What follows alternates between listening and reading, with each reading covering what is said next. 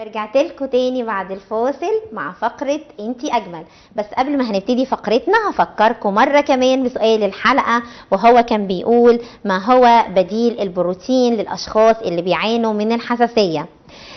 فقرتنا النهاردة في انتي اجمل هي فقرة مميزة جدا واغلب مشاهديني بيحبوها قوي، وهي فقرة ليالي الحنة وشهية الحنة. ومعايا مشرفاني فيها النهاردة ضيفتي الاستاذة فرح فهمي، وهي مصممة ليالي الحنة. اهلا بحضرتك، شرفتينا حبيبتي النهاردة. اهلا بيكي حبيبتي. طبعا يا فرح انا عايزة اقول لك الناس كلها والعرايس كلها بتحب ليالي الحنة وبتحب شهية الحنة. ايه اللي بتقدميه جديد بالنسبه لليالي الحنه الخاصه باستاذه فرح فهمي؟ ربنا يكرمك يا رب. اولا انا مبسوطه ان انا معاكي النهارده ودايما في تالق ونجاح ان شاء الله. ربنا يخليكي. كل عروسه بيبقى ليها الستايل بتاعها اللي تحب تنفذه ليله حنتها، لان هي طبعا اهم ليلتين عندها هي ليله الحنه وليله الزفاف. فاحنا بدايه عندنا احنا ليله الحنه. بتكلم معاها وبعرف هي عايزه ايه بالظبط. ممكن في مثلا عروسه حابه ان هي الجو كله يبقى هيصه وتنطيط ومهرجانات وكده يعني تمام. فاحنا بنعمل لها ده. في عروسه هاديه شويه تقول لك لا انا عايزه حاجه ستايل هادي، بنعمل لها ده برده. هو بيبقى حسب العروسه. انا بالنسبه لي انا كل الجديد مع العروسه. يعني وقت ما تقول العروسه انا عايزه كذا هو ده تحت التنفيذ والطلب باذن الله ان شاء الله. بالنسبه لي انا بواكب الناس اللي نازله معايا جديد. ايه اللي ممكن نعمله يا بنات عشان يبقى حاجه جديده. فالحمد لله الدنيا بتبقى مظبوطه يعني. طب الحمد لله. طب يا فرح ما بتقابلكيش مثلا مشكله في مره تلاقي عروسه تقول لك ان انا مكسوفه، لا مش عايزه اعمل رسم حنه، انا رفيعه جدا مثلا او انا جسمي مليان شويه، وبتحس ان في مشكله في جسمها سواء كانت رفيعه او مليانه، ان تعتقد اعتقاد منها ان ممكن رسم الحنه ده يكون مش حلو عليها، فده بيواجهك وبتعملي ايه لما بيواجهك الموضوع ده؟ في عروسه تقول لي انا مليانه شويه وهي في الحقيقه ما بتبقاش شويه، هي بتبقى كتير. فانا اعمل ايه معاها؟ بحاول ان انا اقنعها ليه ده انت جميله، بصي لنفسك انت شايفه الستايل اللي انت مختاراه حلو قوي عليكي، سواء بقى كان الشو اللي هي لابساه هندي نوبي اسكندراني. بحاول بقدر المستطاع اخرجها من حته ان هي زعلانه من جسمها، سواء بقى كانت مليانه او كانت نحيفه. الرسومات بالنسبه لها بحاول اختار اللي هي تحاول يعني لو هي جسمها نحيف تختار الكبير عشان يعرض جسمها ويكبر المنطقه اللي هنرسم فيها. اما اذا كان جسمها مليان بتعملي رسمه صغيره، رسومات صغيره. طيور طالعه على الرجل لغايه فوق. الظهر بيبقى الظهر بيبقى مليان حاجات سيمبل بحيث ان جسمها ما يضغيش على الشكل الرسمه. بالعكس يعني برضه هي عايزه حد بروفيشنال وحد فاهم زيك كده يا فرح، ان انت الجسم المليان ارسم له ايه بالظبط الرسمه اللي تناسبه، ان هي الرسمه تبقى بسيطه وسيمبل، او جسم نحيف نعرض الرسم. وهي بالنسبه لها العروسه كمان بتبقى مبسوطه قوي ان انا باخد وبدي معاها في الكلام علشان طبعا راحه نفسيه. ايوه راحه نفسيه عشان تطمئن وبترتاح. معظم العرايس بيقولوا لا احنا ما بنحبش اللي بتقفل معانا في الكلام، صح، عشان تفهمنا وتفهم احنا عايزين ايه. كمان يا فرح انا عارفه انك كمان بتعملي ديزاينات اللبس ليالي الحنه. تمام مظبوط. ايه احلى الديزاينات اللي بتعمليها؟ هو في نزلنا الجوب لاصحاب العروسه. الجوبات نازله جديده، بنحاول ان احنا نبسط العروسه واصحابها. طبعا. فهم بيبقوا مبسوطين قوي. احنا هنلبس يعني بتلبسي اصحاب العروسه كمان يا فرح؟ دي حاجه. بس بتلبسيهم زي لبس العروسه ولا انا احنا بنحاول لما يبقى في حاجات لما يبقوا من نفس الشو. يعني مثلا لو لبسوا صعيدي يلبسوا مع بعض، بس هي باينه عنهم شويه، مميزه عنهم شويه. هم يلبسوا برضو زيها نفس الطرحه نفس الحلق بس هي مميزه. طب بتختاري عدد معين يا فرح لاصحاب العروسه؟ يعني تقدري تلبسي كام واحده من اصحاب العروسه؟ هو ماكسيمم 6 مع العروسه. مينيمم 2 بنتين يلبسوا معاها عشان هي تبقى باينه في وسط الجروب كله اللي طالع معاها. لو انا خليت اكتر من كده هي ما تعرفش تتحكمي فيها، هي نفسها بتتوه، العروسه بتتوه. تمام. طب احلى شو معانا بقى بتحبيه ممكن نقدمه وكمان هنعرضه النهارده؟ النوبي. انا بحب النوبي جدا. بحب الاغاني النوبي. البنات كلها بتبقى فعلا مش عايزه الفقره دي تخلص. ولما بيلبسوا انا بحب مامه العروسه هي اللي واغاني النوبي كمان جميله. الاغاني انا بحب مامه العروسه تلبس في الوقت ده معاها، عشان هي اللي تبخرها وهي اللي تطلع معايا وتشيل لها الصينيه بتاعه الحنه. مامه العروسه بتبقى في الفقره ديت فعلا حاساها كده ان هي طايره، يعني مبسوطه قوي. بتلبسي مامه العروسه كمان ومامه العريس كمان حلوه قوي، بتنزل معاها في نفس الشغل. طب والبخور بتديهم بخور ان هي تبخرها، ولا البخور ده بقى بيبقى على العروسه؟ لا طبعا انا بجيب لها كل حاجه، بجيب لها البخور واجيب لها الحنه وبجيب لها الورد اللي هيترش عليها، كل ده بيبقى من معايا. حلو قوي يا فرح، ما شاء الله عليكي، جميل قوي، حلو قوي.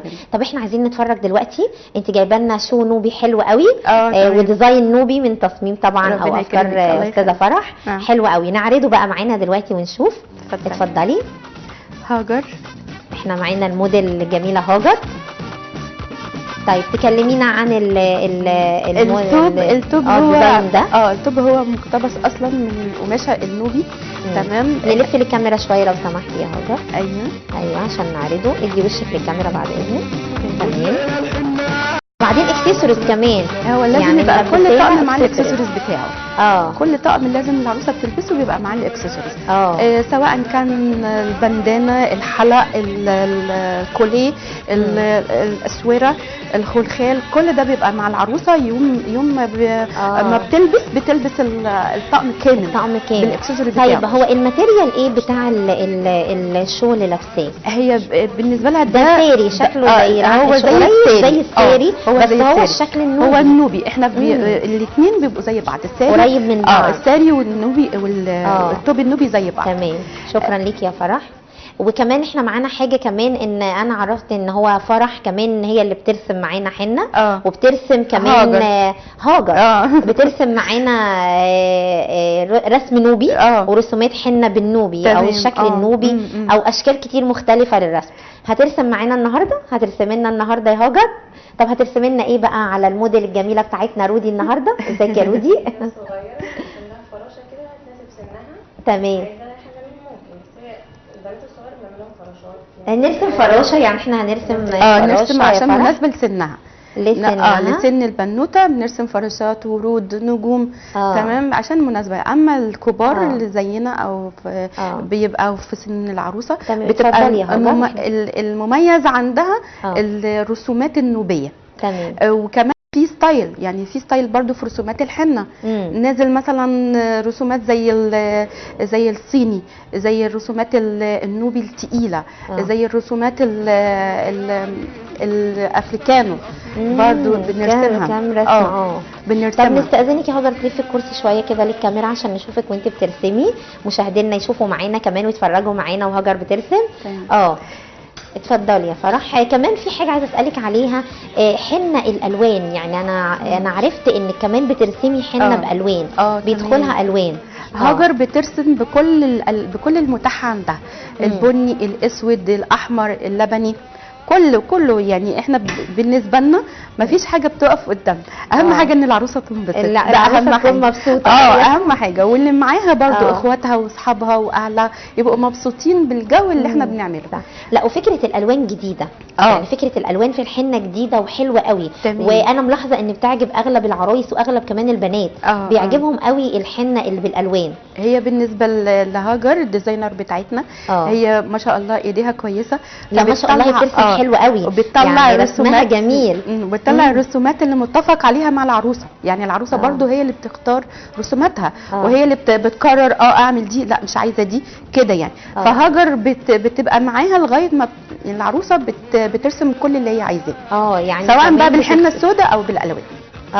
هي هاجر هنا رسمت بالحنه السوداء، الفراغات ممكن تملاها بقى بالالوان. لو حابه العروسه، مش حابه واتفقت على كده اوكي خلاص. احنا ممكن طب ايه نرسم رسم تاني. احنا ممكن نلف الكرسي برودي ونرسم لها ممكن الدراع التاني، ما هي الموديل بتاعتنا النهارده. نرسم لها بقى ممكن نرسم لها ايه كمان، ورده مثلا، ونملاها باللون اللبني او الازرق، لان هي لابسه تركواز شويه عشان الكاميرا يا هاجر بعد اذنك برضو.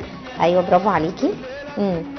هنرسم ورده. هنرسم ورده وهنملاها بالازرق عشان رودي لابسه تركواز، فيبقى الشكل اللبس ماشي مع الشكل حلو قوي، جميل.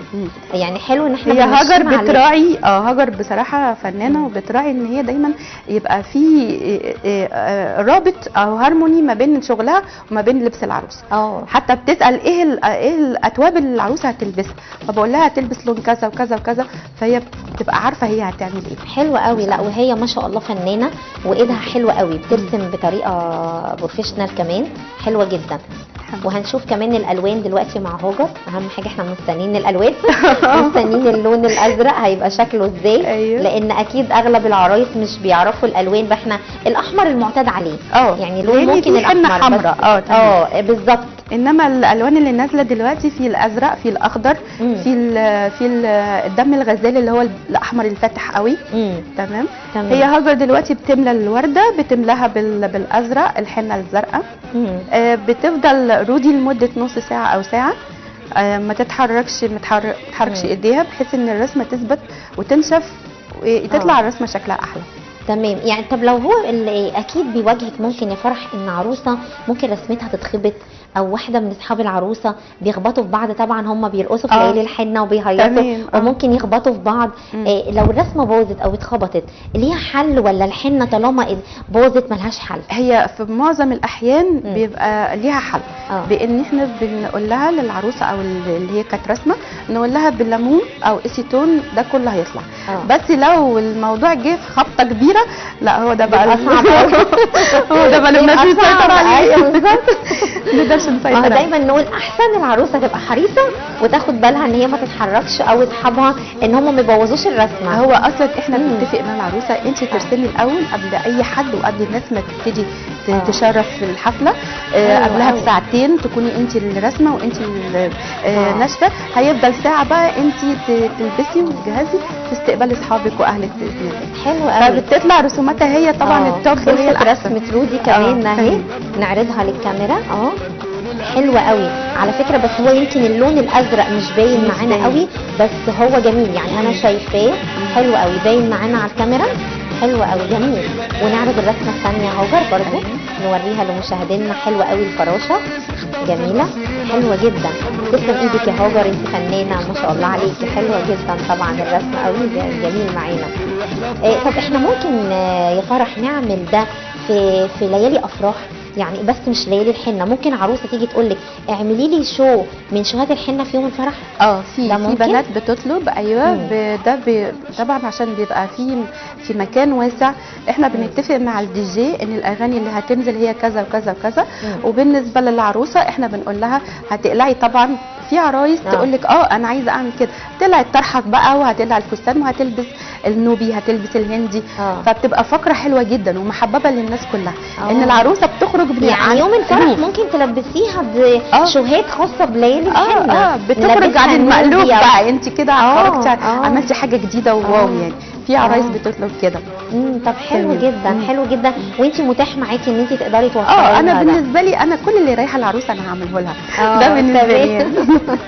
لكن لازم برضه تبقى متفقه معاكي قبلها بمسافه. هي طبعا انا قلت لحضرتك في الاول ان انا لازم اتكلم مع العروسه وافهم هي عايزه ايه بالظبط، وافهم اذا كانت هي حابه الحاجات الحركات الجديده او الحاجات الستايل اللي هم بيقولوا عليها، ولا حابه ان احنا نمشي في الستيد العادي. يعني مش حاجات جديده. تمام. حلو قوي، جميل. جميل يا فرح. بصراحه النهارده قدمت لنا حاجات جميله ونورتينا النهارده وشرفتينا. وميرسي ليك يا هاجر، انت بروفيشنال وفنانه بجد، عملتي رسم حلو جدا بنشكرك عليه. وبنشكركم النهارده معايا ان انتوا شرفتونا في استوديو برنامج مع امل انت اجمل واستوديو مصر البلد. اهلا بيكم، شرفتونا. ميرسي ليكي وميرسي يا هاجر وميرسي الموديل الجميله بتاعتنا رودي. قبل ما نختم بقى فقرتنا هنقول سؤال حلقتنا، وهو ايه البديل للبروتين للناس اللي بتعاني من الحساسيه؟ ايه بديل البروتين للاشخاص اللي بيعانوا من الحساسيه. على طول بعد برنامجنا ندخل على بيج برنامج مع امل انتي اجمل وجاوبوا على السؤال عشان تدخلوا معانا في جايزه البرنامج. والجايزه اللي جايه هتكون حمام كريم بالكيراتين والكولاجين، وهو حمام كريم ماكسي جولد، وهو مقدم فور فري من سنتر امل نور. وبشكركم جدا على متابعتكم النهارده لبرنامجنا ولفقراتنا، ويا رب يكون اساسا عجبكم كل فقراتنا النهارده. واوعوا تنسوا اعاده البرنامج بكره الساعه 9 الصبح، ودايما انا معاكم كل جمعه الساعه 5، وانتظروني زي ما انا دايما بنتظر وقت برنامجنا. بشوفكم على خير ان شاء الله. باي باي. عرسنا البشوش طالع بجماله، عرسنا البشوش طالع بجماله، عرسنا البشوش طالع بجماله، عرسنا البشوش طالع بجماله، يدعوا له صحابه من كل حله.